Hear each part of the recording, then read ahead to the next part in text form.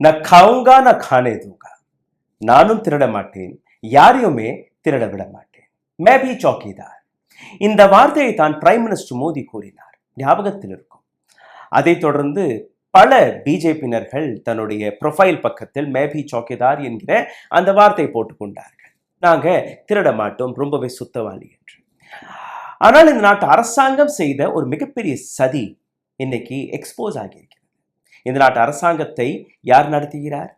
இந்த நாட்டு அரசாங்கத்துடைய தலைவரான பிரைம் மினிஸ்டர் மோடியா அல்ல அவருடைய நண்பரான அடானியா?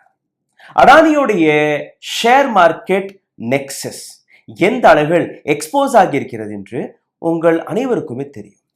ஹிண்டன்பர்க் ரிப்போர்ட் 1 ஆக இருக்கட்டும் அல்ல ஹிண்டன்பர்க் ரிப்போர்ட் 2 ஆக இருக்கட்டும், செபியின் சீஃப் மாதவி புரி புஜ் அவரை பற்றின பல்வேறு கேள்விகள் வெளிவந்தால் கூட, அடானி விவகாரத்தை பற்றின பல்வேறு தகவல் வெளிவந்தால் கூட இந்த நாட்டு அரசாங்கம் அவர்களை பற்றின ஒரு துளி ஆக்ஷன் கூட எடுக்கவில்லை. அவர்களை பார்த்து கேள்வி கேட்கவில்லை. கேள்வி கேட்ட நபர்கள் மீது பல்வேறு விதமான ஆக்ஷனில் இந்த நாட்டு அரசாங்கம் இறங்கியது மட்டும்தான் மிச்சம். இது செபி மட்டுமல்ல, என்ஃபோர்ஸ்மெண்ட் டைரக்டரேட் ஆக இருக்கட்டும், சிபிஐ ஆக இருக்கட்டும், அல்ல இந்த நாட்டிற்கு கூடிய சுப்ரீம் கோர்ட் ஆஃப் இந்தியாவாக இருக்கட்டும், யாருமே இதை பற்றி எந்த விதமான கவலையும் படவில்லை. இந்த நாட்டில் இருக்கக்கூடிய நெக்ஸஸ், கார்ப்பரேட் பிளஸ் கவர்மெண்டோடைய நெக்ஸஸை நீங்க பார்த்தீர்கள்ல, ஒரு சில கார்ப்பரேட்களுடைய நெட்வொர்த் இந்த நாட்டுடைய ஜிடிபிக்கு ஈடாக உயர்ந்து விட்டது.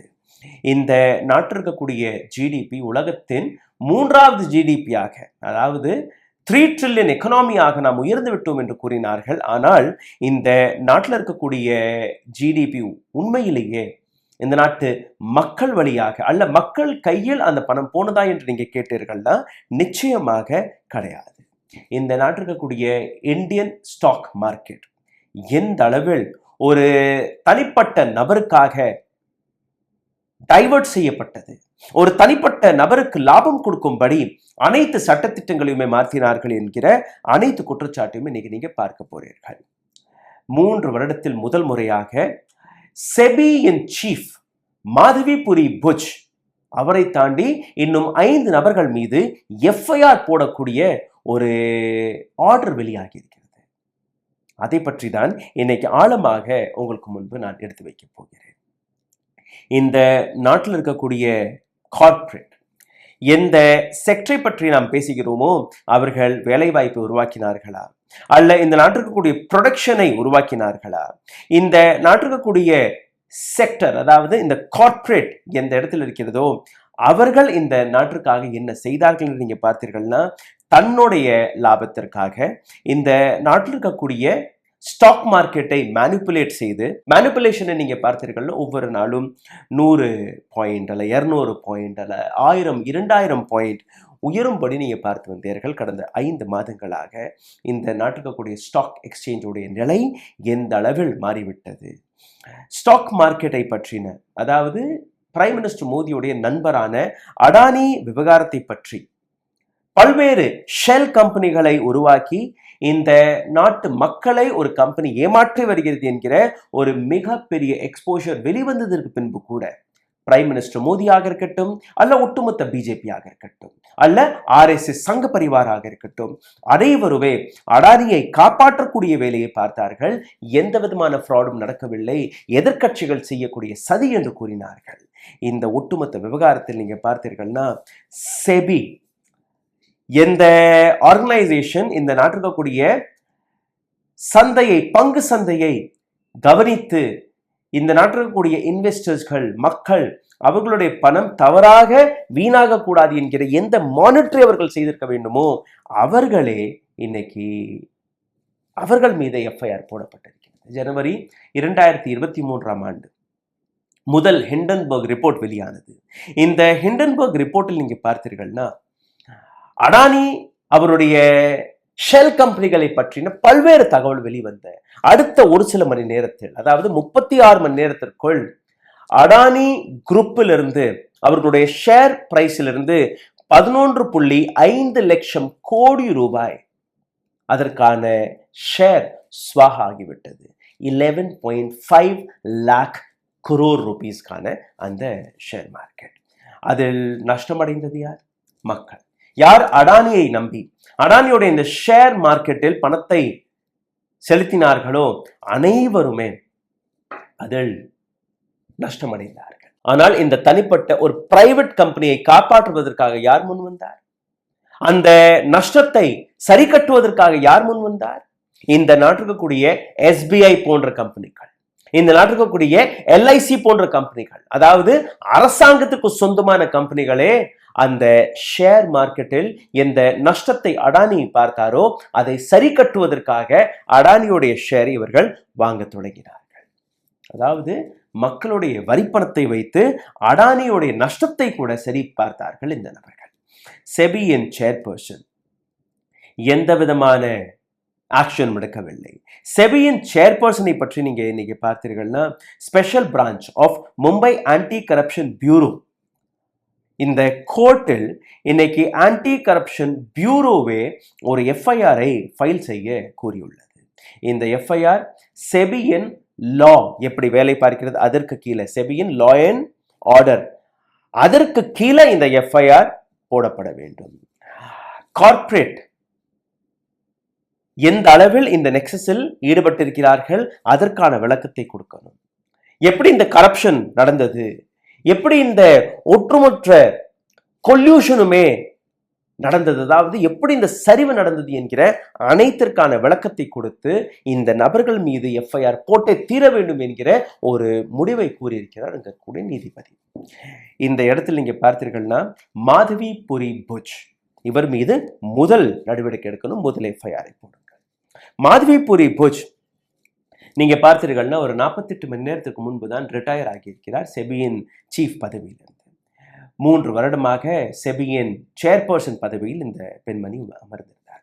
இந்தியாவின் முதல் செபி சேர்பர்சன் பெண் இவர்தான். இதே இடத்துல இன்னொரு விஷயத்தை பார்த்தீர்கள்னா, இதற்கு முன்பு வந்த அனைத்து செபியின் சேர்பர்சன் அவர்கள் IAS கேடராக தான் இருப்பார்கள், IAS ஆபீசர்களாக தான் இருப்பார்கள். முதல் முறையாக மாதவி புரி புஜ் ஒரு பிரைவேட் செக்டரிலிருந்து வெளிவந்த ஒரு பெண்மணி, அதாவது வாழ்க்கை முழுவதும் கார்ப்பரேட்டிற்காக வேலை பார்த்த ஒரு பெண். அவர் எப்படி இந்த நாட்டு மக்களுக்கு அல்ல இந்த நாட்டு மக்களுடைய லாபத்திற்காக வேலை பார்ப்பார் என்று எந்த விதமான ஆலோசனையும் எடுக்காமல் ஒரு தனியார் ஒரு கார்ப்பரேட்டுக்காக வேலை பார்த்த ஒரு பெண்மணியை நீங்க கொண்டு வந்து செபியின் சேர்பர்சனாக அமர வைத்தீர்கள். இன்னைக்கு அந்த பெண்மணி யாருக்காக வேலை பார்ப்பார்? மக்களுக்காகவா அல்ல அதே போன்று கார்ப்பரேட் நபர்களுக்காகவா என்று நீங்க பார்த்தீர்களா? நிச்சயமாக இந்த பெண்மணி கார்ப்பரேட் நபர்களுக்காக மட்டுமே வேலை பார்த்திருக்கிறார். இந்த இடத்தில் மாதவி புரி புஜ் இவரை தாண்டி மற்ற யார் யார் மீது FIR போடப்பட்டிருக்கிறது அதற்கு வருவதற்கு முன்பு ஹிண்டன்பர்க் ரிப்போர்ட், முதல் ரிப்போர்ட் அடானியுடைய ஸ்கேமை எக்ஸ்போஸ் செய்தது. இரண்டாவது ரிப்போர்ட் மாதவி புரி புஜ் சேர்பர்சனாக இருக்கும்போது எப்படி இது போன்ற தனியார் கம்பெனிகள், இது போன்ற பல்வேறு கம்பெனிகளை லிஸ்டட் கம்பெனிகளாக உருவாக்குவதற்கும் வெளிநாட்டிலிருந்து வரக்கூடிய அந்த ஷெல் கம்பெனி வழியாக வந்த அந்த பணத்தை வைத்து எந்த அளவில் அந்த மேனிப்புலேஷன் நடந்ததோ. சிம்பிளாக உங்களுக்கு கூறினால், ஒரு பொருளுக்கான விலை ₹1 என்று நினைத்துக் கொள்ளுங்கள். ஆனால் சந்தைக்கு வரும்போது அது ₹2 மாறலாம், ₹3 மாறலாம். ஆனால் இந்த பொருளுக்கான விலை ₹3 கிடையாது, இந்த பொருளுடைய விலை ₹100 என்று இன்ஃப்ளேஷனை கூட்டி, அதாவது ஒரு வர்ச்சுவல் பிரைஸை ஏற்றி, அது எப்படி ஏற்றினார்கள் என்றால், ஒரு அதே ₹1 பொருளை ஒரு நபர் வந்து ₹10 வாங்குறது. இல்ல இந்த பொருளுக்கான விலை ₹15, நான் ₹15 கொடுத்து வாங்குறேன். அப்படி கொஞ்சம் கொஞ்சமாக ஏற்றி ₹100 எழுதி கொண்டு போறது. இந்த பணத்தை யாரு செலவழிக்கிறார் என்று நீங்க பார்த்தீர்கள்னா, இந்த கம்பெனிக்கு சொந்தக்காரர்கள். திடீர் என்று சந்தையில் ₹1 இருந்த அந்த பொருள் இன்னைக்கு ₹100 வித்து கொண்டிருக்கிறது. அனைவருமே அந்த பொருளை ₹100 வாங்க ஆரம்பிப்பார்கள். இவர்களிடம் இருந்த அந்த ஸ்டாக்கை இவர்கள் கொஞ்சம் கொஞ்சமாக விற்க ஆரம்பிப்பார்கள். பணம் யாருக்கு போய் சேரும்? கார்ப்பரேட் நபர்களுக்கு. ₹1 பொருளை ₹100 விற்று இவர்கள் எஸ்கேப் ஆகி விடுவார்கள். திடீர்னு சந்தை சரியும் போது யாருக்கு நஷ்டம்? ஆசைப்பட்டு ஒரு கம்பெனியோடைய ஷேர்ஸ்களை ரூபாய்க்கான ஷேரை 100 ரூபாய்க்கு விலை கொடுத்து வாங்கிய அந்த நபர்கள் மீது தான் இந்த அனைத்து நஷ்டமும் போய் சேரும். இந்த விஷயத்தை ஹிண்டன்பர்க் ரிப்போர்ட் தெளிவாக வெளிக்காட்டியது. மாதவிபுரி பூஜ்ஜோடைய இன்வால்வ்மெண்ட்டையும் வெளிக்காட்டியது. ஆனால் இடி, என்ஃபோர்ஸ்மெண்ட் டைரக்டரேட் எந்த ஆக்ஷனும் எடுக்கவில்லை. சிபிஐ எந்த ஆக்ஷனும் எடுக்கவில்லை. ஆப்போசிஷன் கூச்சல் போட்டார்கள், ஒரு எஸ்ஐடியாவது அமையுங்கள், பார்லிமெண்டரி கமிட்டி அமையுங்கள் என்று. அதுவும் அவர்கள் கேட்கவில்லை. கடைசி வரை இந்த விஷயம் சுப்ரீம் கோர்ட் வரை போனது. ஆனால் அங்கேயும் சுப்ரீம் கோர்ட் கொடுத்த பதில் தான் மிகவும் வேடிக்கையாக இருக்கிறது. இதே செபியை கூப்பிட்டு வைத்து, செபியின் சேர்பர்சனை கூப்பிட்டு வைத்து, யார் மீது நீங்க அந்த குற்றச்சாட்டு எடுத்து வைத்திருக்கிறீர்களோ அந்த குற்றவாளிகளை கூப்பிட்டு வைத்து, இந்த இடத்தில் ஒரு தவறு நடந்திருக்கிறது, இந்த தவறை எப்படி சரிபார்க்கலாம், அந்த வேலையை நீங்களே பார்த்து விடுங்கள். அதாவது திருடர் கையிலேயே சாவியை கொடுத்து திருடச் சொல்லி அந்த திருட்டு பணத்தை எப்படி சரி கட்டலாம் என்கிற வேலையை நீங்களே பாருங்கள் என்று சுப்ரீம் கோர்ட் ஆஃப் இந்தியா இங்கே அந்த வேலையை பார்த்தது. சரி, இந்த ஒட்டுமொத்த விஷயத்தில் நீங்க பார்த்தீர்கள்னா, விசில் ப்ளோவர்கள், ஜேர்னலிஸ்ட், ஆன்டி கரப்ஷன் பியூரோ, இந்த 3 இடத்திலுமே அவர்கள் எடுத்த முயற்சி, அவர்கள் தொடர்ந்து இந்த விஷயத்தை பற்றி குரல் கொடுத்ததுனால்தான் இன்னைக்கு இந்த எஃப்ஐஆர் போடப்பட்டிருக்கிறது. இது வெறும் எஃப்ஐஆர் மட்டும்தான். ஆனால் இந்த லார்ஜ் ஸ்கேல் ஃபைனான்சியல் ஃப்ராட் எந்த அளவில் நடந்திருக்கிறது, இர்ரெகுலாரிட்டிஸ் எந்த அளவில் நடந்திருக்கிறது, வயலேஷன், கரப்ஷன் எந்த அளவில் நடந்திருக்கிறது என்று நீங்க பார்த்தீர்கள்னா, ஸ்பெஷல் கோர்ட்டுடைய ஜட்ஜான சசிகாந்த் ஏக்நாத் ராவ் பங்கர் அவர் கூறிய போது இந்த ஒட்டுமொத்த இர்ரெகுலாரிட்டி லேப்ஸ் ஆகியிருக்கிறது. எவிடன்ஸ் எந்த அளவில் இங்கே இருக்கிறது, எதையுமே நீங்க செட்டைப்படுத்தாமல் நீங்க எப்படி இத்தனை நாட்கள் வரை அமைதியாக இருந்தீர்கள்? அடுத்த 30 நாட்களுக்குள் ஒரு ரிப்போர்ட் எங்களுக்கு முன்பு வரணும். முதலில் இவர்கள் மீது எஃப்ஐஆர் போடுங்கள். எஃப்ஐஆர் போட்டதுக்கு அப்புறம் எங்கெல்லாம் இந்த ஃப்ராட் நடந்திருக்கிறது, எப்படியெல்லாம் இந்த ஃபைனான்சியல் ஃப்ராட் நடந்திருக்கிறது, அதை நீங்க தெளிவாக எடுத்து காட்டணும். இந்த எஃப்ஐஆரில் நீங்க பார்த்தீர்கள்னா, மாதவிபுரி புஜ் நம்பர் 1 அக்யூஸ்ட். இதை தாண்டி 3 பெர்மனன்ட் மெம்பர்ஸ்கள், செபியுடைய 3 பெர்மனன்ட் மெம்பர்கள் மீதும் இந்த எஃப்ஐஆர் போடப்பட்டிருக்கிறது. இதை தாண்டி 2 officials of BSC, Bombay stock எக்ஸ்சேஞ்சோடைய 2 ஒஃபிஷியல்கள், அதாவது யார் இந்த ஒட்டுமொத்த பங்குச்சந்தையை பாதுகாத்திருக்க வேண்டுமோ, இங்கே நடக்கக்கூடிய அந்த தவறுகளை பார்த்து கேள்விகளை கேட்டிருக்க வேண்டுமோ, அவர்களே இந்த ஊழலில் களமிறங்கி இருக்கிறார்கள். நீங்க ஸ்கிரீனில் பார்த்து கொண்டிருக்கக்கூடிய இந்த பிரஸ் ரிலீஸை நீங்க ஒரு முறை பாருங்கள். இந்த பிரஸ் ரிலீஸ் மிக தெளிவாக எடுத்து வைக்கக்கூடிய விஷயங்கள். A miscellaneous application was filed before ABC Court, Mumbai, against the former chairperson of SEBI, 3 current whole-time member, and SEBI 2 official member of PSC. ஒரு பேர் தெரியாத ஒரு கம்ப்ளைண்ட் வந்ததாக, அந்த கம்ப்ளைண்டில் 6 நபர்கள் மீது எஃப்ஐஆர் போடுவதாக கம்ப்ளைண்ட் எழுதினார்கள். The application sought direction for the police to register an FIR and investigate into alleged irregularities in granting listing permission to company of Bombay Stock Exchange in 1994 without compelling the provision of SEBI Act 1992, regulation under 218 and SEBI Law Regulation 215. இத்தனை பிரிவுகளில் இவர்கள் மீது நீங்க வழக்கு போடணும். Even though these officials were not holding their respective position at relevant point to time, the court allowed the application without issuing any notice or granting any opportunity to SEBI place facts on record.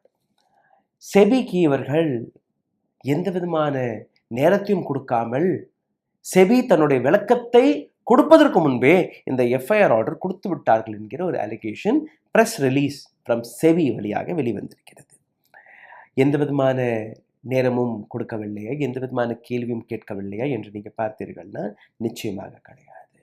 எந்த அளவில் இந்த financial fraud நடந்திருக்கிறது என்று நீங்கள் பார்த்தீர்கள்னா, SEBI இந்த நிர்வாகத்துடைய வேலை இந்த ஒட்டுமொத்த ஃபைனான்சியல் ரெக்கார்டை கண்ட்ரோல் செய்வதாக இருந்ததோ, இந்த ஃபைனான்சியல் ஃப்ராடை யார் காப்பாற்றிருக்க வேண்டுமோ அவர்கள் மீதே இந்த வழக்கு போடப்பட்டிருக்கிறது. 48 மணி நேரத்திற்கு முன்பு, அதாவது செபியின் சேர்பர்சன், முன்னாள் சேர்பர்சன் மாதவி பூரி-புஜ் ரிட்டையர் ஆன உடனே இரவோடு இரவாக ஒரு நபரை நியமித்தார்கள். துஹின் காந்தா பாண்டே, இவர் தான் செபியின் புதிய சேர்பர்சன். நான் ஏற்கனவே கூறியபடி பிரைவேட் செக்டரிலிருந்து வந்த பெண்மணி தான் மாதவி பூரி-புஜ். இதற்கு முன்பு பார்த்தீர்கள்னா அனைவருமே ஐஏஎஸ் ஆஃபீஸர்கள், அதாவது அரசாங்கத்தின் கையில் இந்த பொசிஷன் இருந்தது. இப்போ மீண்டும் ஒரு முறை தன்னுடைய பழைய ட்ரெடிஷனுக்கே அரசாங்கம் திரும்பியுள்ளது. இப்போ இந்த நபர் ஒரு ஐஏஎஸ் ஆஃபீஸர். இதற்கு முன்பு நீங்கள் பார்த்தீர்கள்னா ஜனவரி மாதத்தில் டிஸ்இன்வெஸ்ட்மெண்ட்டுக்கான ஒரு அசோசியேஷனில் இருந்தார், ஃபைனான்ஸ் செக்ரட்டரியாக இருந்தார். இதற்கு பின்பு நீங்கள் பார்த்தீர்கள்னா செபியின் இப்போ சீஃபாக பதவியேற்றிருக்கிறார். எந்த அளவில் பணத்தை இவர்கள் பல்வேறு நாடுகள் வழியாக இந்த நாட்டில் கொண்டு வந்தார்கள், எப்படி இந்த ஒட்டுமொத்த ஷேர் மார்க்கெட் சரிந்திருக்கிறது. மாதவி பூரி-புஜ் மட்டுமல்ல, மாதவி பூரி-புஜ்ஜுடைய கணவருடைய பேரும் இந்த ஒட்டுமொத்த விவகாரத்தில் அடிபட்டது. அடானி மட்டுமல்ல, அடானியுடைய அண்ணன் தான் இந்த ஒட்டுமொத்த ஃபைனான்சியல் ஃப்ராடை செய்தார் என்கிற பல்வேறு தகவல் வெளிவந்தது. இது அனைத்துமே இன்னைக்கு எப்படி ரிசல்ட் காட்டியிருக்கிறது நீங்கள் பார்த்தீர்கள்னா, கடந்த 5 மாதங்களாக இந்த நாட்டில் இருக்கக்கூடிய 90 லட்சம் கோடி ரூபாய் 90 லட்சம் கோடி ரூபாய் இந்த நாட்டு மக்களுடைய பணம், இன்வெஸ்டர்ஸ்களுடைய பணம் ஸ்வாகாகிவிட்டது. இதற்கான காரணம் யார்? செபி, அடானி போன்ற நபர்கள், இந்த நாட்டு அரசாங்கம் அவர்களுக்கு காட்டிய கருணை அல்ல, ஹெல்ப், சப்போர்ட். இதே நாட்டில் நீங்க பார்த்தீர்கள் 80 கோடி மக்கள் இன்னைக்கும் 5 கிலோ ராஷனுக்காக லைனில் நிற்கிறார்கள். ஆனால் இந்த நாட்டு அரசாங்கம் அடிக்கக்கூடிய டிண்டோரா, நாம் உலக நாடுகளில் 3வது பட்டியலில் இருக்கிறோம், பணக்கார நாடாக மாறிவிட்டோம். 80 கோடி மக்கள் ராஷன் கடைகள் நிற்கும் போது எப்படி இந்த நாடு பணக்கார நாடாக மாறியது? அந்த பணம் எங்க போனது? அப்போ ஷேர் மார்க்கெட்ல இருக்கக்கூடிய அந்த நம்பர்ஸ்களை மட்டுமே வைத்து நீங்க ஒரு மிகப்பெரிய மேனிப்புலேஷனை செய்து இந்த நாட்டு மக்களை ஏமாற்றக்கூடிய வேலை மட்டும்தான் நீங்க பார்த்திருக்கிறீர்கள்.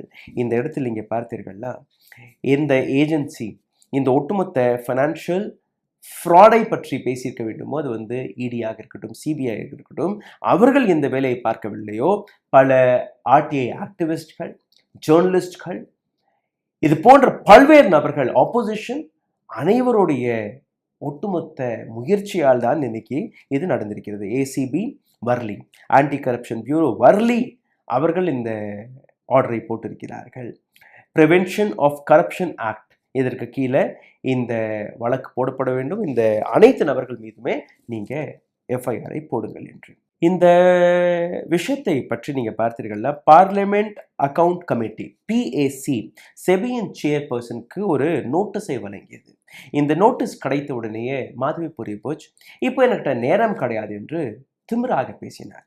மீண்டும் ஒரு முறை ஒரு நோட்டீஸ் போன போது, சரி நான் வர்றேன், வந்து அந்த விளக்கத்தை கொடுக்கிறேன் என்று கூறினார். ஆனால் இன்னைக்கு வரை அந்த பிஎஸ்சியில் போய் ஆஜராகவில்லை. பார்லிமெண்ட்ரி அக்கவுண்ட் கமிட்டியில் நீங்க பார்த்தீர்கள்னா அனைத்து கட்சி தலைவர்களும் இருப்பார்கள். அதில் சேர்பர்சனாக இருக்கக்கூடிய காங்கிரசின் கேசி வேணுகோபால் கடைசி நாள் வரை காத்து கொண்டிருந்தார், வருவார் வருவார் வருவார் என்று. கடைசியில் நீங்க பார்த்தீர்கள்னா பதிலும் கொடுக்கவில்லை, வரவும் இல்லை. இதற்கு பின்னாடி உள்ள காரணம் நீங்க பார்த்தீர்கள்னா, பிரைம் மினிஸ்டர் மோடி அவருடைய சப்போர்ட், கார்ப்பரேட்டுடைய சப்போர்ட். எங்களை யாருமே சீண்ட முடியாது, எங்களை யாருமே கேள்வி கேட்க முடியாது என்கிற ஒரு விஷயம். ஜனவரி 2023ஆம் ஆண்டிலிருந்து நீங்க பார்த்தீர்கள்னா, ஃபாரின் இன்வெஸ்டர்ஸ் கொஞ்சம் கொஞ்சமாக தன்னுடைய ஸ்டாக் மார்க்கெட்டிலிருந்து பணத்தை எடுக்க தொடங்கினார்கள். ஜனவரி மாதம், இந்த ஜனவரி மாதம் 2025ஆம் ஆண்டு ஜனவரி மாதத்தில் நீங்க பார்த்தீர்கள்னா 1.25 லட்சம் கோடி ரூபாய் வெளிநாட்டிலிருந்து இன்வெஸ்ட் செய்யப்பட்ட பணம், மக்களுடைய இன்வெஸ்ட்மெண்ட் அனைத்துமே அவர்கள் கொஞ்சம் கொஞ்சமாக வெளியேற்ற தொடங்கினார்கள். காரணம், பண மதிப்பு சரிந்து கொண்டிருக்கிறது, டாலர் ஸ்ட்ராங் ஆகி கொண்டிருக்கிறது. இதற்கு மேலும் இந்த சந்தையில் இருந்தால் நஷ்டம்தான் வரும். அதனால் பணத்தை கொஞ்சம் கொஞ்சமாக எடுத்து விடுங்கள். 90 லட்சம் கோடி ரூபாயை எடுத்திருக்கிறார்கள். நாட்டுக்கு கூடிய பல கார்ப்பரேட் நபர்கள் இந்த நாட்டு வங்கிகளிலிருந்து கடன்களை வாங்கி எங்களுக்கு திவாலி ஆக்கிவிடுங்கள், நாங்கள் பேங்க்ரப்ட் ஆகிவிட்டோம், அதற்காக என்சிஎல்டிக்கு முன்பு போய் நிற்கிறார்கள். அரசாங்கம் பரவாயில்ல, உங்களுடைய பணத்தை ரைட் ஆஃப் செய்து விடுகிறோம். 7%, 97% டிஸ்கவுண்ட் யாருக்கு கிடைச்சது? முகேஷ் அம்பானியுடைய தம்பியான அனில் அம்பானிக்கு கொடுத்தார்கள். இதே போன்று அனைத்து கார்ப்பரேட் நபர்களுக்குமே லட்சக்கணக்கான கோடி ரூபாயை இந்த நாட்டு அரசாங்கம் ரைட் ஆஃப் என்கிற பெயரில் அளித்து விட்டது. இந்த சுமை யார் மீது வந்திருக்கிறது? உங்கள் மீதும் என் மீதும். ஃபைனான்ஸ் மினிஸ்ட்ரி எதற்காக ஃபெயில் ஆனது? மும்பை ஸ்டாக் மார்க்கெட்டை எப்படி மேனிபுலேட் செய்தார்கள்? இது போன்ற பல்வேறு விஷயங்கள் பிஎம்ஓ வழியாக வெளிவந்திருக்கணும், ஆனால் வரவில்லை. இந்த இடத்தில் பிரைம் மினிஸ்டர் மோடியுடைய நண்பர், அவருடைய ரோல் என்ன அனைவருக்குமே தெரியும். ஆனால் கூட நீங்க எதற்காக எந்த விதமான ஆக்ஷன் எடுக்கவில்லை? இது போன்ற பல்வேறு விஷயங்களுக்கு மேல இன்னைக்கு நாம் ஒரு பாராட்டை தெரிவித்தே தீர வேண்டும். அந்த ஆக்டிவிஸ்ட்கள், இந்த விஷயத்தை தொடர்ந்து அதை பற்றி பேசி வந்த நபர்கள், இதற்கு மேலாவது அரசாங்கம் உண்மையை பேசும் என்று நம்புகிறோம். இதற்கு மேலாவது அடானி விவகாரத்தில் அரசாங்கம் தலையிடாது என்று நம்பலாம், ஆனால் நம்பக்கூடாது. காரணம், தன்னுடைய நண்பருக்காக, அடானியை காப்பாற்றுவதற்காக பிரைம் மினிஸ்டர் மட்டுமல்ல, ஒட்டுமொத்த கேபினெட்டே எந்த அளவில் வந்து நிற்கிறது. இன்னைக்கு அவர்கள் கையில் தான் அரசாங்கம் இருக்கிறது. செபியின் முன்னாள் சீஃபான மாதவிபுரி புஜ் மீது ஒரு எஃப்ஐஆரை போட்டு கண்துடைப்பிற்கான வேலையை பார்த்தார்களா, அல்ல உண்மையிலேயே இந்த ஒட்டுமொத்த விஷயத்திற்கான உண்மைத்தன்மை வெளிவருமா என்று நாம் காத்து கொண்டிருக்கணும், பார்க்கணும். இந்த விஷயம் உங்களுக்கு புரிந்திருந்தால், அல்ல இதை பற்றின பல்வேறு கேள்விகள் உங்கள் மனதில் இருந்தால், தயவு செய்து கீழே கமெண்ட் பாக்ஸில் உங்களுடைய கருத்துக்களையும் கேள்விகளையும் எழுதுங்கள். எங்களால் முடிந்த அளவில் இன்னொரு வீடியோ வழியாக அல்ல உங்களுடைய கமெண்ட்களுக்கு கீழேயே அதற்கான பதில்களை கொடுக்க நாங்கள் முயற்சி எடுப்போம். இந்த டீட்டெயில்டான ரிப்போர்ட், இது மட்டுமல்ல, இது போன்ற ஒவ்வொரு நாளும் நாங்கள் டீட்டெயில்டான ரிப்போர்ட்ஸ்களை கொண்டு வந்து கொண்டிருக்கிறோம். இது போன்ற இண்டிபெண்டன்ட் ஜேர்னலிசம், இண்டிபெண்டன்ட் சேனல்களை சப்போர்ட் செய்யக்கூடிய வேலையை நீங்கள் பார்த்து வந்திருக்கிறீர்கள். இதை தாண்டி இந்த வீடியோவை நீங்கள் பகிர வேண்டும். உங்களுடைய கருத்துக்களை எழுதியதால் இந்த வீடியோ பல்வேறு நபர்களுக்கு போய் சேரும். இது ஷேர் மார்க்கெட் தானே, டாலர் தானே, எங்களுக்கும் அதற்கும் சம்மந்தம் இல்லை என்று நினைக்கக்கூடிய நபர்கள் தயவு செய்து ஒரு விஷயத்தை புரிந்து கொள்ளுங்கள். இந்த நாட்டில் இருக்கக்கூடிய ஒவ்வொரு ரூபாயும் உங்களுக்கு சொந்தமானது. இந்த நாட்டுக்கு ஏற்படக்கூடிய நஷ்டம் உங்களுக்கு ஏற்படக்கூடிய நஷ்டம். அதனால்தான் விலைவாசி, அதனால்தான் வேலை வாய்ப்பு, அதனால்தான் இந்த நாட்டில் இருக்கக்கூடிய இளைஞர்கள், அவர்கள் கிடைக்கக்கூடிய அதிகாரம், சட்டம் எதுவுமே இந்த நாட்டில் சரியாக நடத்த முடியவில்லை. சிந்தித்து பாருங்கள். நன்றி, வணக்கம். ஊடகம் கார்ப்பரேட் அரசியல்வாதிகளின் கைப்பாவையாக, அடிமைகளாக இருந்தது போதும். இனி சாட்டை எடுத்து சுழற்றும் நேரம் வந்துவிட்டது. ஊடகம் பொதுமக்களாகிய உங்களுக்காக, உங்களாலேயே இயக்கப்பட வேண்டும். ஊடக சுதந்திரத்திற்காக உங்களின் பங்களிப்பை இன்றே அளித்திடுங்கள்.